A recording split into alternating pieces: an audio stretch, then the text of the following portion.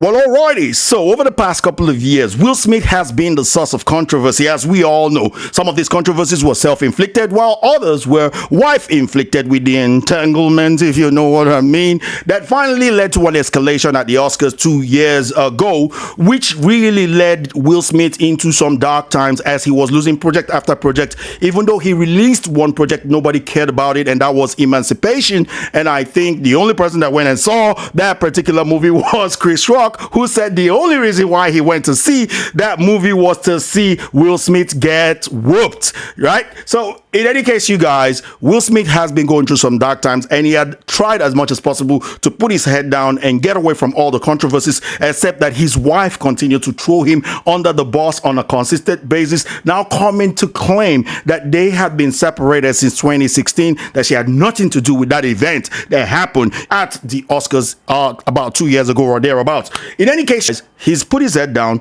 He has now earned that era of mystique that actors used to have, and he has put out a movie which it seems like, according to Rotten Tomatoes, a lot of the fans who went to see it, the audiences are loving it. However, the critics are not loving it that much, and some of them are really giving it some rotten, they're really dunking on it. They're giving it some rotten tomatoes. They are really stoning it. So I want us to see what the critics had to say, as well as what the audience had to say, because this morning I was trying to decide whether to go and see the movie or not, but I wanted to use word of mouth, and the reason for that is because I work hard for my money. I don't just want to go to the movies and waste my money. I work hard for those dollars, so I'm trying to make sure that every dollar that I use these days, it counts. So in any case, you guys, let's dive into this. Let's see what the critics have to say, what the audience also have to say. I'm going to share my opinion as we go along. Feel free to share your opinion in the comment section below. Without further ado, here we go. All right, so we have the first critic here from the Movie Box. Hector A. Gonzalez says, Bad Boys Ride or Die ends up being what you expect from a Bad Boys film,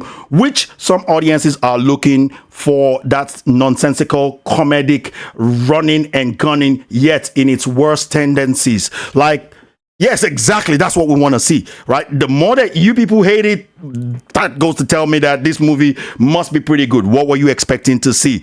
A black man running in skirts? Probably that's what you wanted to see. This other person, Ed Whitfield from the tray, says graceless, witless, and pointless, but without the crudity and luxuriousness, somebody get the dictionary, that Bay brings to the table, right? Is it Bay that directed this, or is he talking about the other one that Michael Bay directed? I'm not too sure, but he is giving it a tomato, but at the same time insulting the movie, not very happy with the movie. So I'm really a bit confused with that review. This person, Mini Antikad Chiba, the Hindu, right, also gave it a rotten, saying everything about the fourth installment of the cop body comedy is forced and dated, except the grinning gator, the grinning gator, right? So the alligator was the funniest part of the trailer. I gotta admit, when I saw the alligator part, I actually it forced a laughter out of me when I actually saw that part. But in any case, that's her criticisms. None of these criticisms have any substance. So far, so good. Sarah Michelle Ferris from the MovieFreak.com, a top critic, actually says this, said Smith and Lawrence still have charismatic juice, and LRB and Falah, I think those are the directors, are consummate craftsmen who deliver the goods when it matters the most. Absolutely. It is supposed to be action, testosterone, men being men for a change in a Hollywood movie where we don't have any form of propaganda for a change, at least not from the trailers that I saw.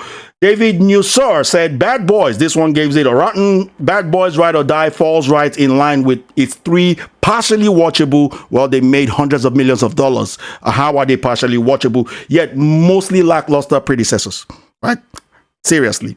None of these things have substance to what they are saying. Nobody's really telling us exactly what was bad about the movie. Was it the cinematography? Was it the screenplay? Was it the script? Was it the plot? Nobody's saying anything of that nature. So I decided, hey, I'm just going to check out one more and then I'll move to the audience. And this person says, Mike loses his nerves and becomes the more fragile partner, ruining the dynamic and watering down what were typically thrilling action scenes. The script is trying to age with them, but that's never been the franchise's appeal. Well, maybe there are a lot of people that might disagree with you, and those people would actually be the audience. So I decided to check what the audience were actually saying, if there was any substance to them.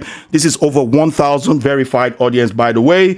Let's see. JP says Bad Boys Ride or Die is captivating film that truly encapsulates the essence of the franchise. Both Will Smith and Martin Lawrence delivered outstanding performance, showcasing their enduring chemistry and prowess as the iconic bad boys. Notably, their portrayal effortlessly defies age stereotypes, making 50 appear more distinguished than ever. This action-packed movie strikes a perfect balance between humor and suspense, keeping audiences thoroughly entertained.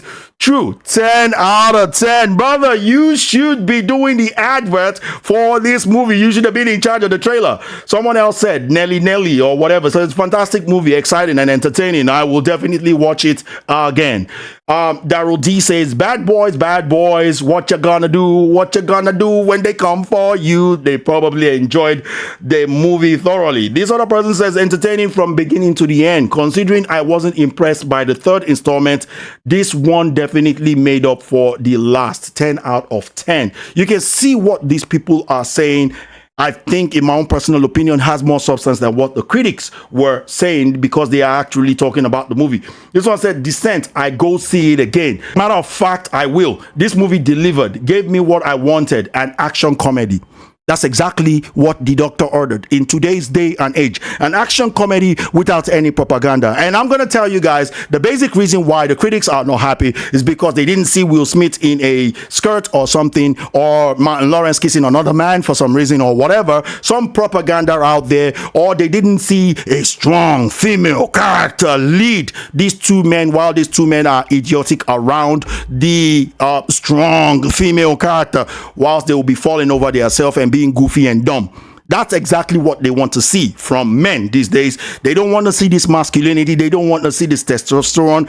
So at the end of the day, after checking this out, I went and saw the movie myself. And all I can say right now, guys, is Reggie. If any of you seen this movie, y'all will know what I am talking about. Reggie. I'm not going to say much after that, but the movie from beginning to the end was really, really good. Halfway into the movie, I actually felt like using the bathroom. Number one, by the way, I actually felt like using the bathroom, but I was so, engulfed in the movie that I held it in. I held it in all the way till the end. I tell you guys, because I'd not seen a movie like this in a long time. And I liked the first three installments. I liked the first two more than the third one, but this one was a blast from beginning to end. I thought it would have been a Michael Bay directed movie. I tell you guys, these new guys, a la Farah or whatever their name is, I don't know, they did a pretty good job with this movie. I don't want to ruin it for anybody who hasn't seen it, but if you have seen it, please comment in the comment section below and let me know what you think about this movie. To me, I think this is an absolute remontada for Will Smith, and I think that this movie is going to blow it out of the park at the box office. Speaking of which, let's check what Screen Rant had to say regarding how the box office weekend went, because there are some people there, the critics were hoping that this movie would fail, and unfortunately there are some YouTubers that I thought would support a movie like this that is actually showing men being men for a change in a Hollywood movie.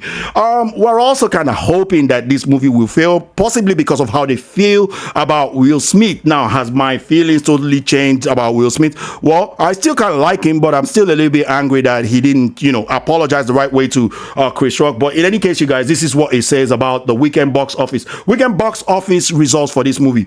Weekend box office, Bad Boys 4 revives with summer franchise second best opening. So that's not too bad, because according to what was projected last week, I think they said it was going to make about 30 million over the weekend. But as per Deadline, the projected 3-day opening weekend domestic gross for Bad Boys Ride or Die as of Sunday morning is 56 million, which is outdoing what it was projected. So Sony Pictures must definitely be happy about this, and maybe people are starting to forgive Will Smith, as it were.